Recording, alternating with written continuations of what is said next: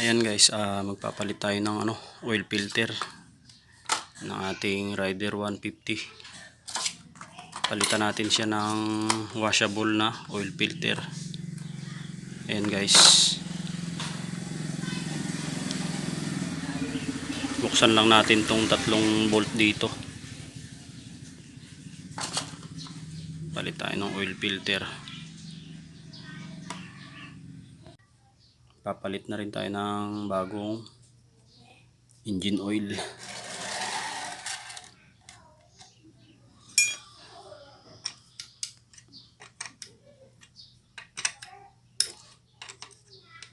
Tsaka check na rin natin guys itong kanyang itong kanyang clutch side guys. Check natin. Kalasin lang natin itong mga bolt nya para ma-check natin yung kanyang clutch housing tsaka mga lining guys, mga clutch lining nya. Check na rin natin yan. Kondisyon na natin itong ating Rider 150 para walang aberya sa daan.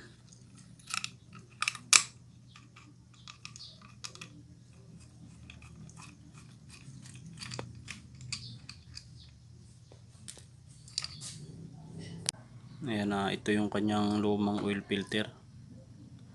Tanggalin na natin. Ayan guys, medyo na nga, kulubot na yung kanyang oil filter kasi nga papel pa yung gamit dito guys. Ayan, obligado talagang magpalit ng oil filter kapag nagpalit kayo ng engine oil. Kapag ganito yung inyong oil filter,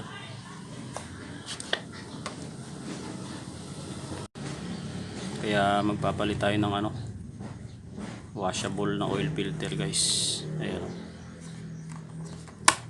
pang Rider or Smash 115. Ayan, kapag nalinis nyo na, pwede na nating ikabit tong ating bagong oil filter.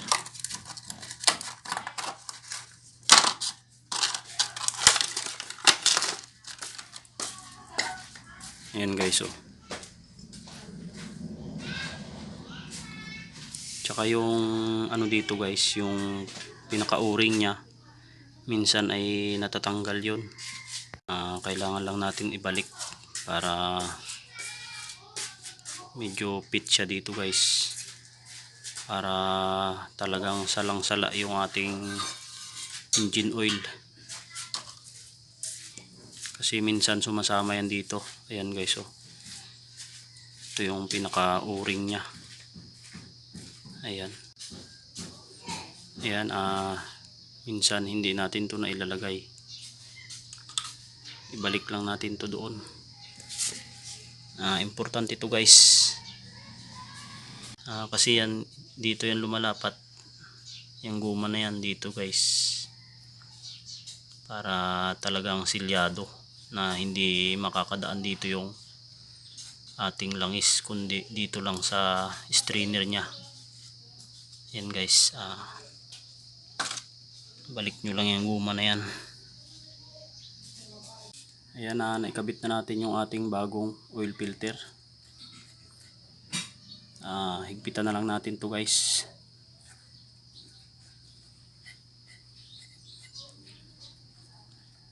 Ayan, kapag nag change oil kayo ng inyong Rider 150, ayan, ganito lang yung gawin nyo guys.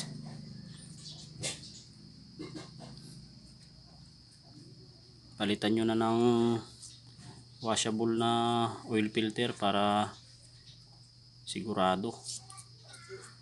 Ayan, ganito yung nangyayari kapag papel guys ang ating oil filter. Kulubutan na, halos hindi na makalusot yung langis nito guys, lalo at medyo matagal kayo nagpalit ng oil filter. Ayan,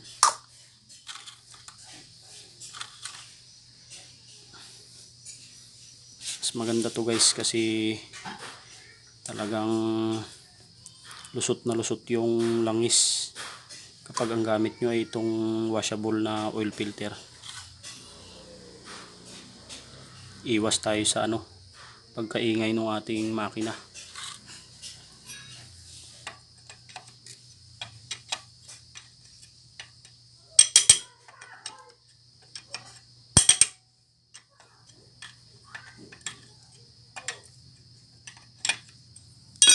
Naikabit na natin.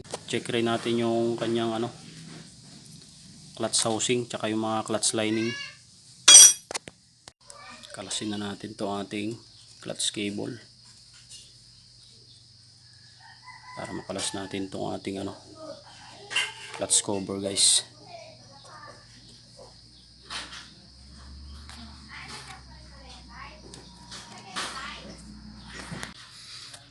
Ayan, kalasin na natin.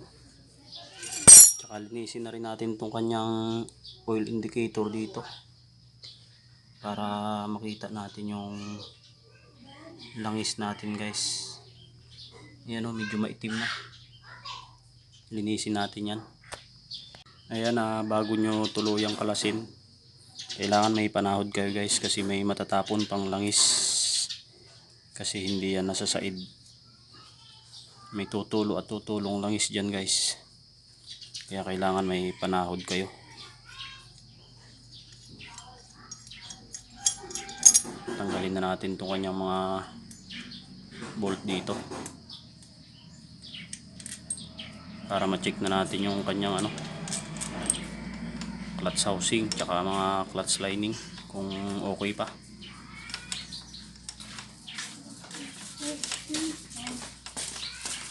Kasi nga medyo na rin, guys, may sabit yung ating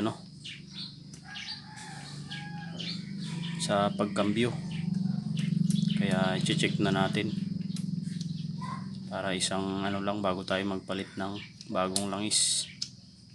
Check na natin to.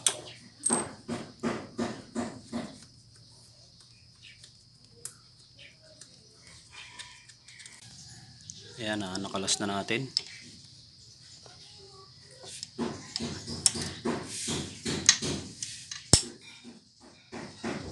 Yan, guys, kinalas ulit natin yung ating oil filter kasi mahaba yung bolt dito. Kasama yan ditong tatanggalin sa ating side cover. Ayan.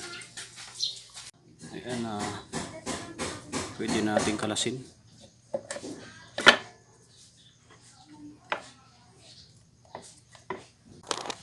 Ayan, kalasin natin itong ating clutch housing. Check na natin yan, guys. Linisin na rin natin itong gilid. Palitan natin ng bagong gasket.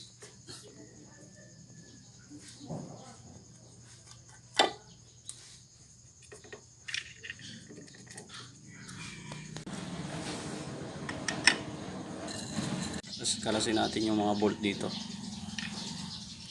Ayan, bali 5 bolt, guys. Kalasin natin yan.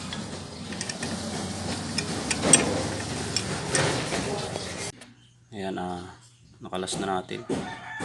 Pwede nating hugutin to, guys, yung mga clutch lining nya.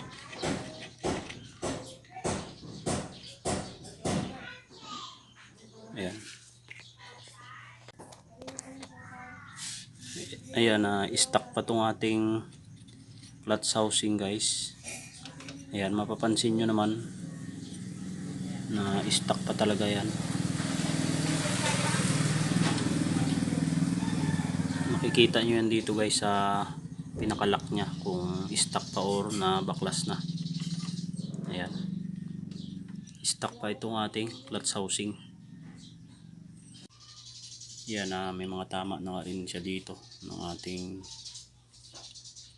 clutch lining. Medyo hahasain lang natin ng kaunti yan, guys. Ayan.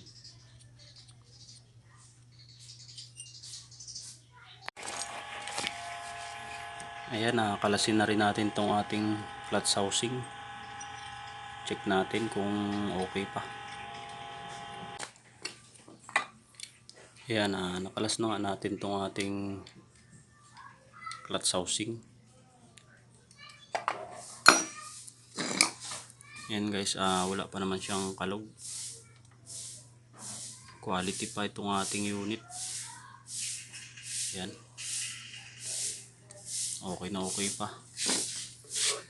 Dito lang talaga nagka-problema. Medyo may kalog na siya dito. Medyo luwag na tong mga spring niya. Tsaka yung napansin natin dito ay wala siyang bearing dito sa clutch release natin. Ayan o. Wala dito yung stick bearing niya. Yung nakalagay dito. Siguro tinanggal na to nung unang gumawa. Ngayon lang natin na check guys.